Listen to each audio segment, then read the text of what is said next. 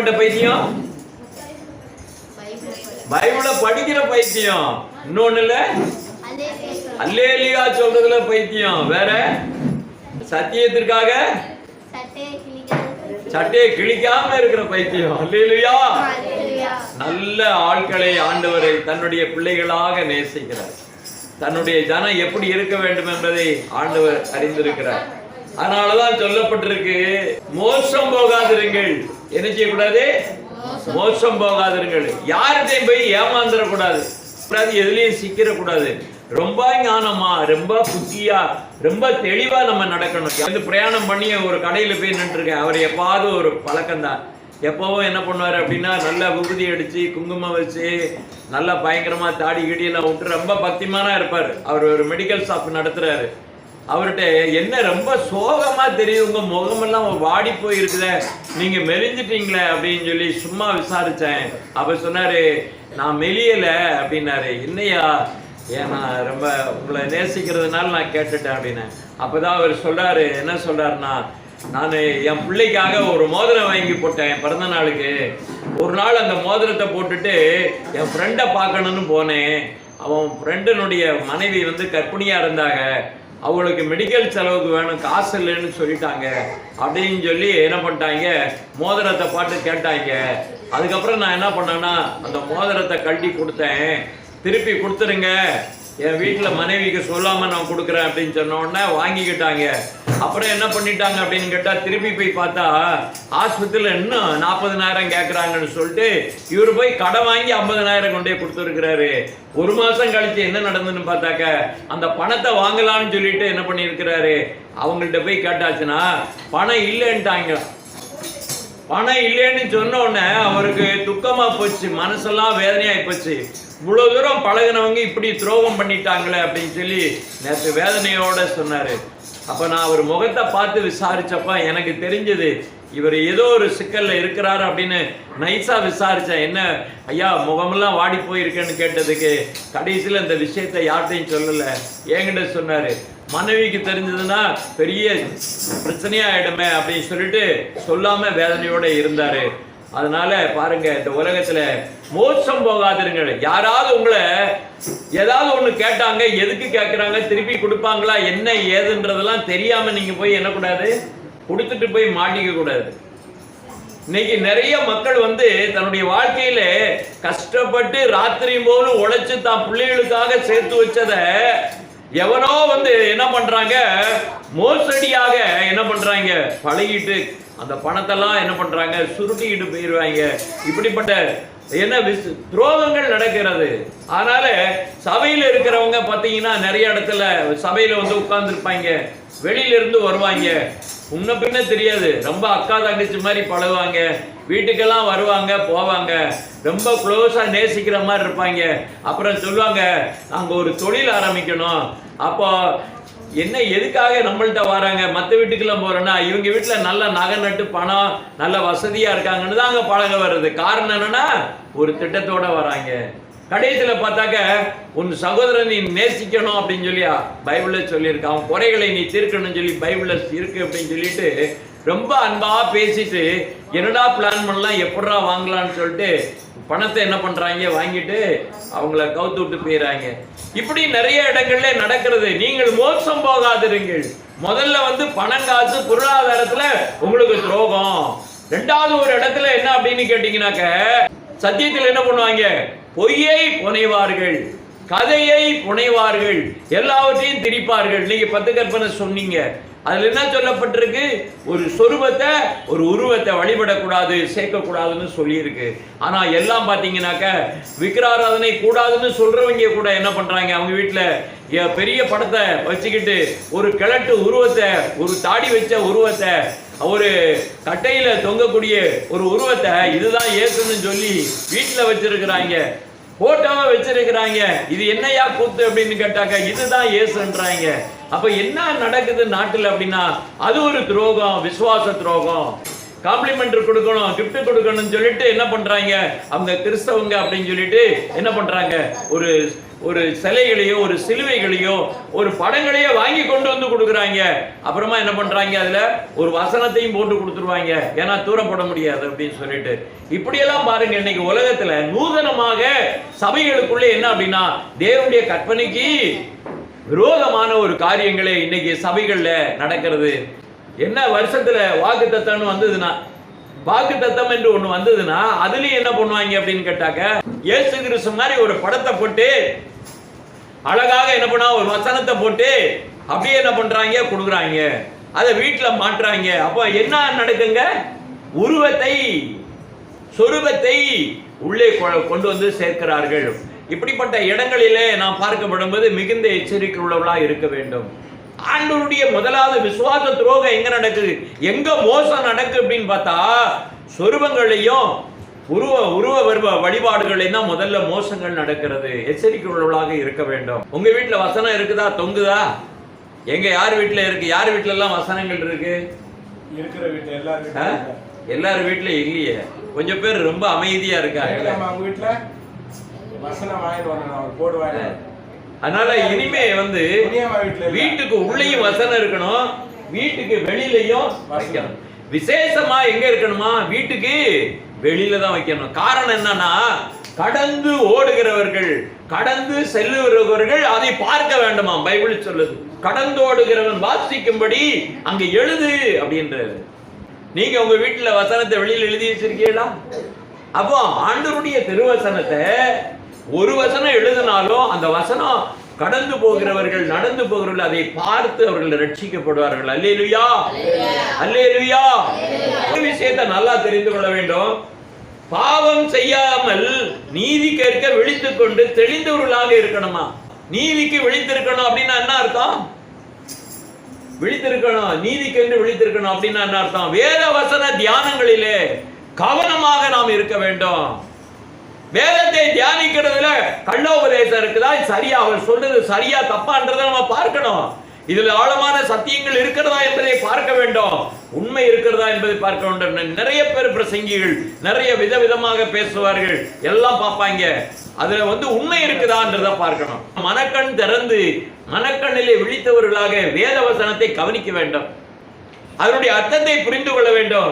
இந்த நாட்களில் என்ன அப்படின்னு கேட்டா கள்ள உபதேசம் உள்ள உங்களை கவுத்து போட்டுருவாங்க. கொரிந்தியர் 15வது அத்தியாயம் 24வது வசனத்திலே நாம் பார்க்கப்படும் போது என்ன சொல்லப்பட்டிருக்குன்னா, சிலர் தேவனை பற்றி அறிவில்லாத இருக்கிறார்களே, உங்களுக்கு வெட்கம் உண்டாக சொல்கிறேன். அப்போ சிலர் அப்படின்னா சில ஜனத்திற்கு எப்படி இருக்கிறாங்க அப்படின்னாக்க, வேதத்தை பற்றிய தேவனை பற்றிய அறிவு கிடையாது என்று வேதமே சொல்லுகிறது. எல்லாருக்கும் அந்த அறிவு இல்ல, சிலருக்கு கம்மியா இருக்கு, சிலருக்கு குறைபட்டிருக்கு, சிலர் அறியாமலே வாழ்ந்திருக்கிறார்கள்.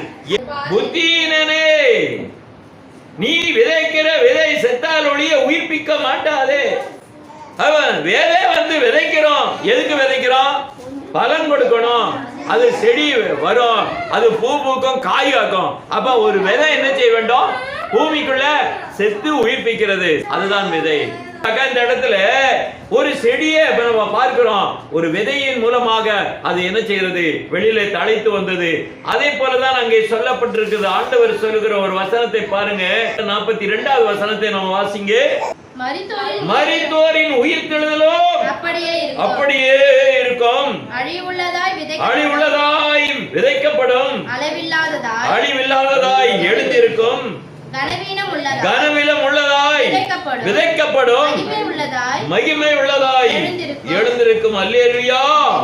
இந்த வசனத்தை படிச்சுட்டு இங்கிலாந்துல இருந்து ஒரு பெரிய ராணுவ குடும்பத்தில இருந்து பிறந்த ஒரு குடும்பம், அதாவது ராயல் ஃபேமிலி, அப்படிப்பட்ட ஒரு குடும்பத்தில் இருந்து வந்த ஒரு மனிதர், ஒரு அருமையான ஒரு குடும்பம். அந்த குடும்பத்துல பாத்தீங்கன்னா இவர் சிறந்த பேச்சு, அவங்க தகப்பனாரு அவங்களாம் சீக்கிரம் கடந்து போயிட்டாங்க, இறந்து போயிட்டாங்க.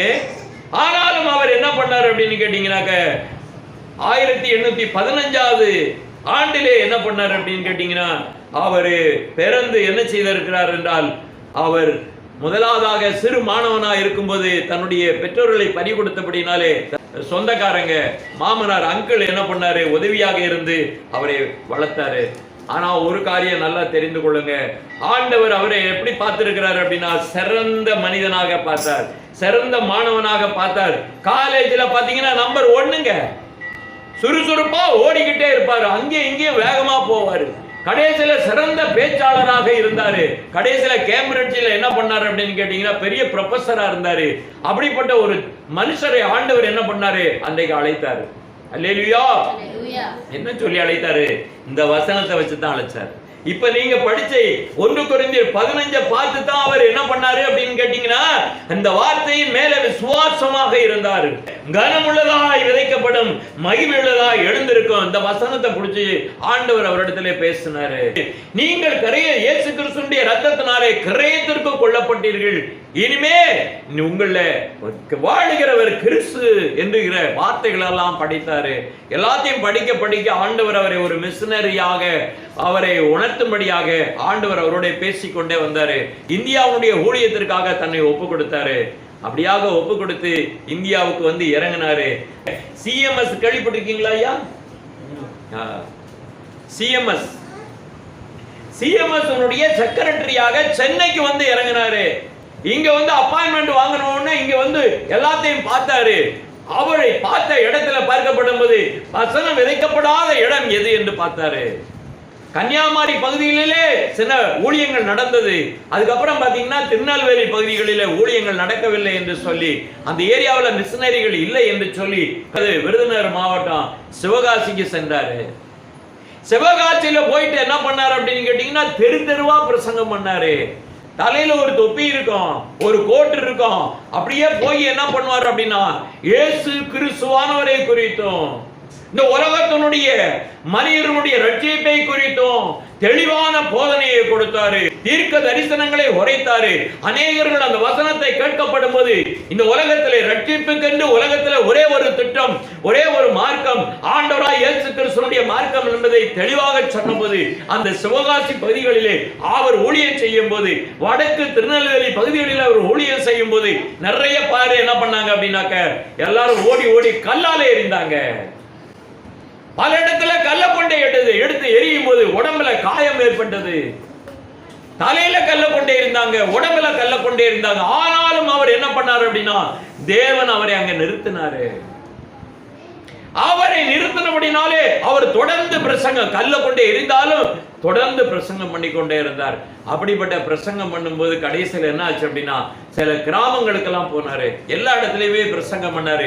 நிறைய பேருக்கு ஆண்டவர் சுகம் கொடுத்தாரு. அப்படிப்பட்ட ஒரு மிஷனரியாக வாழ்ந்தவர் யார் என்று நாம் பார்க்கப்படும் போது, இந்திய தேசத்திற்கு வந்து மரித்த ஊழியம் செய்து மரித்த 3வது நபர் யார் அப்படின்னு கேட்டீங்கன்னாக்க, ராக்கெல்லர். அல்லேலூயா. ராக்கெல்லர் தொப்பியில என்ன பண்ணாரு? பசியா இருக்கும்போது தொப்பியில போய் பிச்சை எடுத்து கஞ்சி வாங்கி குடிச்சுக்கிட்டு அப்படியே பைபிள் பிரசங்கம் பண்ணுவாரு. பசி எடுத்துனா வீட்டுல அங்க இருந்து அவருக்கு எந்த வசதியும் அங்க இல்ல, எந்த ஹோட்டலும் கிடையாது. இவர் இயேசுவை குறித்து பிரசங்கம் பண்ணுகிற ஒரு தாகம் இருந்தபடினாலே தெரு தெருவா கிராமங்கள் எல்லா இடத்துக்கும் போய் பிரசங்கம் பண்ணும்போது பசி வந்துடும். பசி வந்தோடனே தொப்பி எடுத்துக்கிட்டு யாசகம், அதான் சொல்லுவாங்க பிச்சை எடுக்கிறது. அந்த பிச்சை எடுத்து தொப்பியில கஞ்சி யாராவது கூழு கொடுக்குறாங்களா? தமிழ்நாட்டில் உள்ள உணவு உங்களுக்கு தெரியும், கூழு களி பழைய சாதம் தான் கொடுப்பாங்க. அவர் ஊழியம் பண்ணாரு. கூழு குடிச்சுக்கிட்டு கஞ்சியை வாங்கி குடிச்சிட்டு வெங்காயத்தை கடிச்சுக்கிட்டு மிளகாயை கடிச்சுக்கிட்டு ஊழியம் பண்ணின ஒரு மனிதர் ராக்கெல்லர்.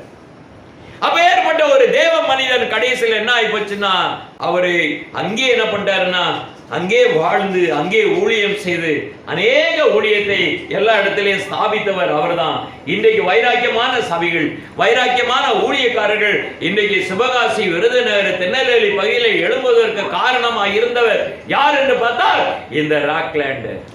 இந்த ராக்லேண்ட் என்பவர் ஒருவர் வராவிட்டால் இந்த இடத்துல இப்படிப்பட்ட பெரிய ஊழியத்தை அங்கே பார்த்திருக்க முடியாது. அவர் சொன்ன சாட்சி என்ன தெரியுங்களா? நான் எனக்கு சொந்தமே இல்லை, நான் இயேசுவுக்கு சொந்தமான பிறகு நான் அவருக்கு சொந்தம்னா அவருக்கு நான் சொந்தம்னா அவரு எனக்கு காட்டுகிற பாதையிலே நடக்கணும், அவர் சொன்ன ஊழியத்தை நான் செய்யணும். நிறைய பேர் சொந்தம்னு இன்னைக்கு நான் ஆண்டவருக்கு சொந்தமாயிட்டேன்றான். எங்க சொந்தமாயிருக்கிறான்?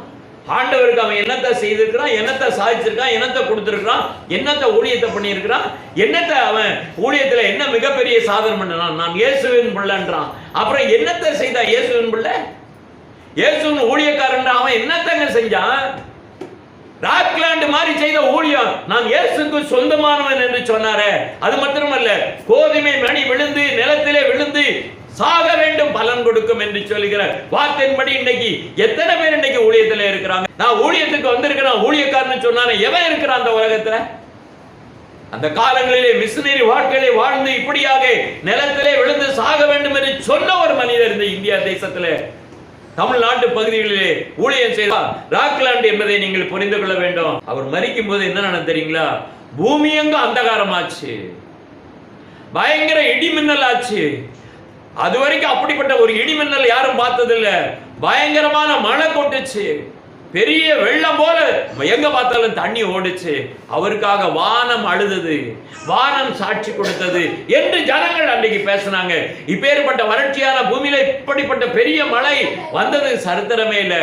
ஆனால் ராக்லாண்ட் இறந்த போது பாத்தீங்கன்னா வானம் அழுதது, தேவன் அழுதார், ஜனங்கள் அழுதார்கள். அப்படியாக ஒரு பெரிய சாட்சியோடு மரித்த ராக்லாண்ட், தொப்பியில கஞ்சி வாங்கி குடித்த வெள்ளக்காரர். ஏன் அவரு சொகுசா வாழலாமே? ஒரு பெரிய குடும்பம் தானே, ராஜ குடும்பம் தானே, அரண்மனை இல்லையா அவங்களுக்கு? நல்லா தானே இருந்திருக்கணும். எதுக்குங்க இங்க வந்து சாகணும்? ஏங்க இதுக்கு இந்திய தேசத்துல பிச்சை எடுத்து அப்படியாக ஊழியம் செய்யணும்? ஏங்க அப்படிப்பட்ட ஒரு மரணத்துக்கு ஒப்பு கொடுத்தப்பட்ட ஒரு ஊழியத்தை செய்தாருங்க? நான் அவருக்கான கிரயத்திற்காக அவர் என்னை எடுத்துக்கொண்டார் என்பதை நான் நிரூபணம் ஆக்குவேன் என்று சொன்னாரு. இயேசுவுக்கு நான் சொந்தம் அப்படிங்கும் போது நான் அவருடைய சொந்த காரியத்தை, என் சொந்த காரியத்தை அல்ல, அவருடைய சொந்த காரியத்தை நான் செய்வதற்காக நான் இந்த தேசத்திற்கு வந்தேன் என்று சொல்லி அப்படியாக 1858 வருஷம் அக்டோபர் 23 அவர் மரித்தார் என்பதாக இன்னைக்கு சொல்லப்பட்டிருக்கிறது. இங்க வந்தார மெட்ராஸ் பிரசிடென்ட் தெரியுங்களா உங்களுக்கு? பிரசிடென்ட் தெரியுங்களா? யாரால வந்தது? எல்லாம் அவர்களுடைய ஊழியத்திலே வந்தது. இந்த தேசத்திலே அவர்கள் செய்த பணி ஏராளமான பணி என்பதை நீங்கள் பார்க்க வேண்டும். ஒரு காரியத்தை நீங்கள் சபையை பற்றிய உண்மையை நான் இன்னைக்கு உங்களுக்கு சொல்ல போறேன். வெளிப்பாடு புஸ்தகத்துல 3வது அத்தியாயம் 16 இருந்து வாசிங்க. 16 இருந்து.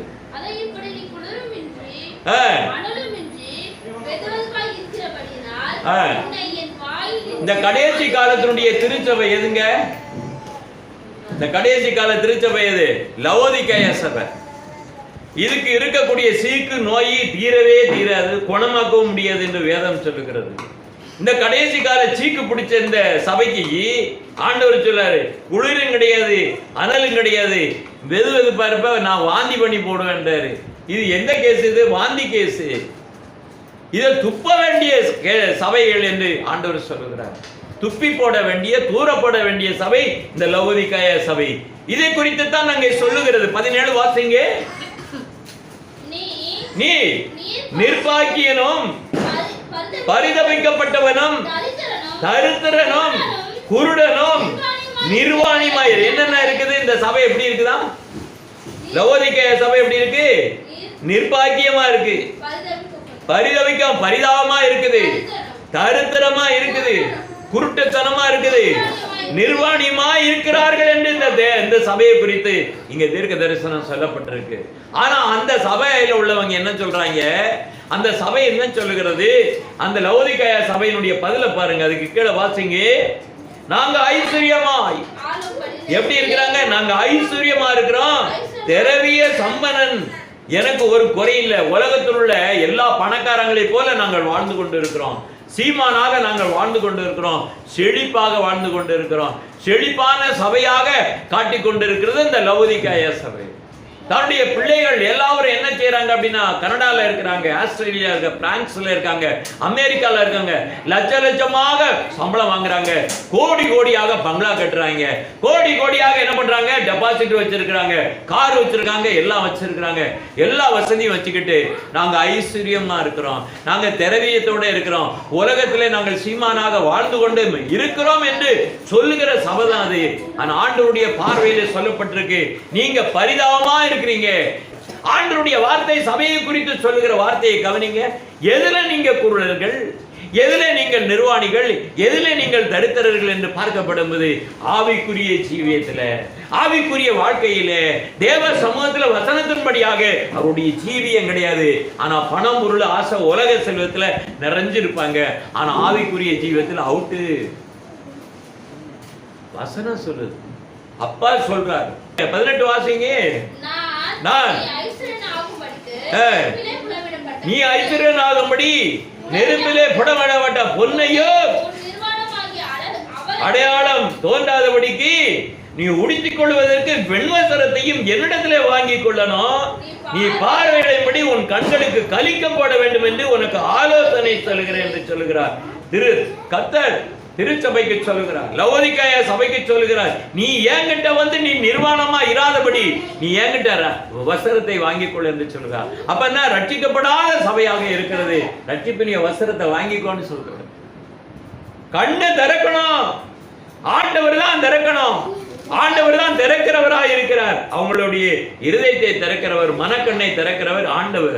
அதை திறந்தாதான் சபைக்கு இந்த வசனங்கள் கிடைக்கும், தீர்க்க தரிசனங்கள் வெளிப்படும் என்பதாக இங்கே சொல்லப்பட்டிருக்குது. ஆனபடினாலே பிரியமானவர்களே, இந்த நாட்களில் ஆண்டவர் நேசிக்கிற ஆண்டவராக இருக்கிறார். 20வது வசனத்தை வாசிக்க. இதோ வாசல் படியிலே நின்று தட்டுகிறேன், ஒருவன் என் சத்தத்தை கேட்டு கதவை திறந்தால் அவரிடத்திலே நான் பிரவேசித்து அவனோட நான் போஜனம் பண்ணுவேன். அப்ப ஆண்டவர் என்ன பண்றாரு, இன்னைக்கு வசனத்தை கொண்டு கதவை தட்டுகிறார், பேசுகிறார். எனக்கு கதவை, உங்க இருதயத்தை திறந்தால் நான் உங்களோட இருப்பேன், உங்க மனதிலே குடிகொண்டு இருப்பேன், உங்களுடைய இருதயத்திலே உங்களோட நான் வாசம் பண்ணுவேன், உங்கள் இருந்து நான் கிரியை செய்வேன். போஜனம் என்று சொன்னால் அது என்ன அர்த்தம் அப்படின்னு கேட்டீங்கன்னாக்க, ஆண்டுடைய கிரியை, ஆண்டுடைய வரம், ஆண்டுடைய வல்லமைகள், ஆண்டுடைய பிரசன்னங்கள், ஆண்டுடைய தேவனுடைய அனைத்து காரியங்களையும் செய்வதற்கு உங்களை தகுதிப்படுத்துவாராம். ஆண்டவர் வாசல்ல நின்று தட்டுறாரு. இன்னைக்கு அதை ஏற்றுக்கொள்ள என்று சொல்லுகிறாரு. அப்படிப்பட்ட ஜனமாக இந்த நாட்களில் இருக்கிறோமா? வேத வசனத்துல பாருங்க, ஆண்டுடைய திருவசனம் சொல்லுகிறது. மத்தேயுனுடைய புத்தகத்திலே 5வது அத்தியாயம் 2வது வசனத்தை வாசிங்க. அப்போது அவர் தமது வாயை திறந்து, கர்த்தர் தன்னுடைய வாயை திறந்து, இயேசு தன்னுடைய வாயினாலே அவர்களுக்கு உபதேசம் பண்ணும்போது என்னவென்றால், ஆவியில் எளிமை உள்ளவர்கள் பாக்கியவான்கள், பரலோக ராஜ்யம் அவர்களுடையது. ஆவியில எளிமை. தரித்திரம்னா என்ன அர்த்தம்? சோத்துக்கு லாட்டரி அடிக்கிற காரியம் இல்ல. அங்கே சொல்லப்பட்டிருக்கு, நான் ஐஸ்வர்யவான், நான் திரவிய சம்பன்னன் சொல்லுவான். அவன் ஒன்னும் குறையில, அவன் பெரிய சீமான் மாதிரி தான் பூமியில வாழ்ந்துட்டு இருக்கான். ஆனா ஆண்டவர் சொல்லுகிறார் என்ன சொல்ல, நீ தரித்திரன்னு சொல்லுகிறாரு. அந்த தரித்திரம் எதுல அப்படின்னு கேட்டீங்கன்னா, ஆவிக்குரிய வாழ்க்கையிலே தரித்திரம். வேத வசனத்துல தரித்திரம், வேத தியானத்துல தரித்திரம், ஜபம் பண்ணுகிறதுல தரித்திரம், ஆவிக்குரிய ஜீவியத்துல தரித்திரம். இதைத்தான் அங்க சொல்லி இருக்கு. ஆவியில் எளிமை உள்ளவர்கள் பாக்கியவான்கள். புரிஞ்சுக்கிட்டீங்களா? எனக்கு வீட்டில் 5 ட்ரெஸ் இருக்கு, 10 ட்ரெஸ் இருக்கு, நான் என் வீட்டில் சாப்பாடு வசதி எல்லாம் இருக்கு, என் பேங்க் பேலன்ஸ் இருக்கு, நகை நட்டெல்லாம் வாங்கி வச்சிருக்கேன், வண்டியெல்லாம் இருக்கு, தினமும் எனக்கு நல்ல வருமானம் வருதுன்னு சொல்லிக்கிட்டு இருக்கிற ஜனத்தை ஆண்டவர் சொல்லுகிறார். நீங்க என்ன செய்யறீங்க? நீங்க தரித்திரர்கள் சொன்னாரு. ஆனா இங்க என்ன சொல்கிறார்னா, ஆவியில் எளிமை உள்ளவர்கள் பாக்கியம். ஆவியில எளிமைன்னா என்ன அர்த்தம்? ஏன் இதை சொல்லப்பட்டிருக்கு? தரித்திரருக்கு சுவிசேஷத்தை பிரசங்கிங்கள் என்று சொன்னாரு. சீசர்கள் ஆண்டவர் என்ன சொன்னாரு? அவர்கள் ஆறுதல் அடைவார்கள். லூக்கா 6:20 வாசிங்க. அப்பொழுது அவர் தம்முடைய சீசர்களை பார்த்து, தரித்திரர்களாகிய நீங்கள் பாக்கியம். ஆண்டவருடைய சீசர்கள் தரித்திரர்கள் சொல்லப்பட்டிருக்கு. அவரே சொல்றார், நீங்க தரித்திரர்கள் சொல்றாரு. எதுல தரித்திரர்கள்? ஆவிக்குரிய வாழ்க்கையில தரித்திரர்கள். புரியுதுங்களா உங்களுக்கு? ஆவியில எளிமை உள்ளவர்கள். தரித்திரர்னா என்ன அர்த்தம்? இதுல சொல்லப்பட்ட வசனம் சரியான டிரான்ஸ்லேஷன் நான் சொல்ல மாட்டேன். இதுல சொல்லப்பட்ட தரித்திரம் என்று சொன்னா, உலக ஆசை அவர்களுக்கு இல்லை, உலகத்தின் மேல சிந்தனை இல்லை, உலகத்தினுடைய செல்வத்தின் மேல அவங்களுக்கு கவனம் கிடையாது. அவருடைய வாழ்க்கை எப்படி அப்படின்னா, உலகத்தினுடைய பாவமான நிச்சயான அந்த உலகத்தை அவர்கள் நேசிக்கல. அதனால அவர்களை அங்க தரித்திரர் என்று சொல்லப்பட்டிருக்கு. எதுல தரித்திரர்கள் என்று பார்த்தா, உலக சிநேகம் அவர்கிட்ட கிடையாது. அவருடைய வாஞ்சையெல்லாம் என்ன அப்படின்னா, தேவனுடைய ராஜ்யத்துக்கு போகணும், நித்திய ஜீவனை அடையணும், அந்த எண்ணத்துல அவங்க வாழ்ந்து கொண்டு இருக்கிறார்கள். ஆனால உலகத்துல இருக்கக்கூடிய எல்லாரும் மேல ஆசை வைக்கல, அதனால அவர்கள் தரித்திரர்கள் என்று சொல்லப்பட்டிருக்கு. புரியுதுங்களா உங்களுக்கு? அவர்கள் தேடக்கூடிய அவருடைய பொக்கிஷம், அவருடைய எல்லா விதமான செல்வங்கள் எல்லாம் எதை பார்த்து இருக்குன்னா பரலோகத்தை பார்த்திருக்கு. அதுலதான் தரித்திரர்கள். அப்படிப்பட்ட ஆவிக்குரிய வாழ்க்கையிலே, அப்படிப்பட்ட ஆவிக்குரிய ஜபத்திலே, ஆவிக்குரிய சிந்தனையிலே, ஆவிக்குரிய அறிவிலே, ஞானத்திலே அவர்கள் குறைவுபட்டவர்கள். அதுல தரித்திரர்களா இருந்த சீசர்கள் என்று ஆண்டவர் அடையாளப்படுத்தி சொல்லுகிறார். அப்படிப்பட்ட சீசர்களை பார்த்து சொல்லார், நீங்க பாக்கியவான்கள் என்று சொல்லுகிறார். அப்ப அவருடைய தேடுதல் இயேசுவை தேடி வந்தது நிமித்தமாக, இயேசுனுடைய வார்த்தையை கேட்டபடினாலே, பிரசங்கத்தை கேட்டபடினாலே, அவர் செய்த எல்லாவற்றையும் பார்க்கப்படும் போது அவர்கள் என்ன சொன்னார், நீங்க பாக்கியவான்கள். முதல்ல நீங்க இப்படி இருந்தீங்க, ஆண்டவரிடத்துல வந்த பிறகு நீங்க தேவனுடைய ராஜ்யத்தை சுதந்திரிக்கிறீங்க, நீங்க ஐஸ்வர்யம் மாறுறீங்க. அல்லேலூயா, அல்லேலூயா. தேவனுடைய வார்த்தையை கேட்கிறீங்க, ஜெபம் பண்றீங்க, துதிக்கிறீங்க, ஆராதனை பண்றீங்க, ஆண்டவருக்கு சாட்சியா வாழுகிறீர்கள். அப்படியாக வாழும்போது ஆண்டவர் சொல்கிறாரு, தேவனுடைய ராஜ்யம் உங்களுடையது என்று சொல்லுகிறார். ஆமென். நம்ம சும்மா ஒண்ணு இங்க உட்கார்ந்துக்கல, நம்ம சும்மா ஒண்ணு ஆண்டவரை ஆராதிக்கல. ஆண்டவர் சொல்லுங்க, அதுக்கு அடுத்த வசனத்தை வாசிங்க. அதுலேதான் பசியா இருக்கிற நீங்கள் பாக்கியவான்கள், திருப்தி அடைவீர்கள். ஆண்டவர் என்ன சொல்றாரு? அந்த ஏமா இப்ப என்ன சொன்னாரு? ஆண்டவருடைய வார்த்தை என்ன சொல்லி இருக்கு? பசியா இருந்தீங்க. எதுக்காக சொன்னாரு? எதுக்காக சொன்னாரு? இது எதுக்காக சொல்லப்பட்டிருக்கு? பசியா இருக்கிறாங்க, நீங்க பாக்கியவான்கள், திருப்தி அடைவீர்கள். எதை பற்றி சொல்லி இருக்கு? ஆவிக்குரிய வாழ்க்கையில, உலக வாழ்க்கையில் ஆவிக்குரிய வாழ்க்கையில பரிசுத்தாவி பெற போறாங்க, அதனால திருப்தியா இருக்க போறாங்க. அல்லேலூயா. ஆவிக்குரிய ரட்சிப்பை பெற போறாங்க, அதனால திருப்தி அடைய போறாங்க. அல்லேலூயா. எதுல அவங்க திருப்தி அடைய போறாங்க அப்படின்னா, தெய்வீக காரியத்திலே ஆண்டவருடைய பரலோகத்தினுடைய பொக்கிஷம் அவங்களுக்கு கிடைக்கிறது, பரலோகத்தினுடைய போஜனம் அவர்களுக்கு கிடைக்கிறது, ஆவிக்குரிய மகத்துவமான காரியங்கள் அவர்கள் வெளிப்படுத்தப்பட்டிருக்கிறது, ஆண்டவருடைய பெரிய கிருபை, பரிசுத்தாவினுடைய அபிஷேகம், அதனால நீங்க திருப்தி அடைவீர்கள். எப்போ? பெந்தேகோஸ்து நாளைக்கு அப்புறமாக அவர்கள் திருப்தி அடைந்தார்கள். புரியுதுங்களா உங்களுக்கு? இன்னைக்கு நிறைய பேர் என்னன்னா திருப்தி அடையாத, ஆவியில திருப்தி அடையாத ஒரு வாழ்க்கையை வாழ்ந்து கொண்டு இருக்கிறாங்க. நிறைய பேருடைய வாழ்க்கை அப்படி இருக்கு. அந்த நிறைஞ்ச வாழ்க்கை இல்லை, அதனால சாட்சி கொடுக்க முடியல, அதாவது தேவனுடைய வார்த்தையை சொல்ல முடியல, தவிக்கிறாங்க. விடிய விடிய என்ன பண்றாங்க? ஒரு வாரமா 5-6 வசனத்தை தேடி பிரசங்கத்துக்கு தவிக்கிறாங்க, கொடுக்கப்படுறது இல்லை. 4 இடத்துல போய் பார்க்குறாங்க, டிவியில் பார்க்குறாங்க, எதையோ போட்டு எழுதிட்டு வந்து ஒப்பிச்சுட்டு போயிடுறாங்க. நானும் பார்க்கத்தான் செய்கிறேன். என்னடா ரொம்ப நேரம் பேசுறேன், அவனுக்கே புரியாது, மக்களுக்கு எங்க புரியுது? தேவன் திருப்தி அடைந்தவர்களுக்கு நிறைவான ஆவிக்குரிய ஒரு ஆசீர்வாதத்தை தேவன் தந்திருக்கிறார் என்றால் அவர்கள் நிறைய காரியங்களை சொல்லிக் கொடுக்க முடியும். கர்த்தர் அப்படியாக ஊழியர்களை வைத்தார். ராக்கல்லர் அப்படியாகத்தான் ஊழியத்தை செய்தார். ஆண்டவர் சொல்லுகிற அந்த ஆண்டவர் சொல்லாரு, எனக்காக ஆண்டவர் என்ன செய்தார்? மரித்தார் என்று சொல்ற காரியத்துல நான் அவருக்காக நான் என்ன செய்வேன்? ஜீவித்து நான் மரிப்பேன் என்று சொல்லி ஊழியத்தை, கோதுமை மணி நிலத்திலே விழுந்து சாகும், பலன் கொடுக்கும், அதுபோல நான் மரித்து நான் பலன் கொடுப்பேன் என்று சொல்லி ராக்லேண்ட் அப்படியாக என்ன பண்ணாரு? இந்த மண்ணிலே வந்து ஊழியம் செய்து மரித்த ஒரு தாசனாக இருக்கிறார் என்பதை பார்க்கிறோம். இன்னைக்கு நிறைய பேருடைய வாழ்க்கையில் என்ன இல்லை? வஸ்திரம் இல்லை, பார்வை அடையவில்லை, குருடர்கள் என்று சொன்னா என்ன அர்த்தம்? இயேசு கிறிஸ்துவினுடைய ரகசியம் மறைபொருளாக இருக்கு. தேவனுடைய நீதி நியாயங்கள் மறைபொருளாக இருக்கு. நிறைய சபைகள் என்ன அப்படின்னா தேவனுடைய நீதி நியாயங்களை கற்றுக்கொள்கிறதுல அறியறது இல்லை, மறைபொருளாக இருக்கிறது. இயேசுவை பற்றி ரகசியம் கிடையாது, அது மறைபொருளாக இருக்கு. ரட்சிப்பினுடைய திட்டம் மறைபொருளாக இருக்கிறது. நாம் என்ன செய்து கொண்டு இருக்கிறோம், எதுல இருக்கிறோம், நம்ம எதை பிடித்து நடக்க போகிறோம் என்பது தெரியாம இன்னைக்கு ஜனங்கள் வாழ்ந்து கொண்டு இருக்கிறாங்க. காணிக்க தசமாக கொடுத்தாச்சு, பாடியாச்சு, ஜெபிச்சாச்சு, ஆனா ரட்சிப்புடைய அந்த ரட்சிப்பினுடைய அந்த ஒரு திருப்தி அவங்கள்ட்ட இல்ல. ஆவிக்குரிய ஒரு நிறைவுடைய திருப்தி கிடையாது. பரலோகத்துடைய அந்த நிறைவான அந்த ஞானம் அது திருப்தி கிடையாது, எதுவுமே கிடையாது. ஆனா வந்து வந்து போறாங்க. அப்படிதான் நிறைய இடங்கள்ல. காரணம் என்ன அப்படின்னு பார்க்கப்படும் போது தேவன் அவர்களுக்கு அந்த ஆகாரத்தை கொடுக்கல, அதனால அவன் தரித்திரன், அவன் திருப்தி அடையாம இருக்கிறான். சீசர்களை பார்த்து ஆண்டவர் சொல்லுகிற ஒரு வார்த்தை, நீங்கள் என்ன செய்யணும், நீங்க தரித்திரரா இருக்கீங்க, ஆனா ஆண்டவர் சொல்லுகிறார் நீங்கள் திருப்தி அடை, தரித்திரமா இருந்த உன்னை திருப்தி அடைய பண்ணுகிறது ஆண்டவர். பரிசுத்த ஆவியினுடைய நிறைவு கொடுத்தாரு. நிறைவாக அவர்கள் ஊழியம் செய்தார்கள். அந்த சீசர்கள் 12 பேர் இறங்குனாங்க, உலகம் முழுவதும் சுத்தி வந்தாங்க.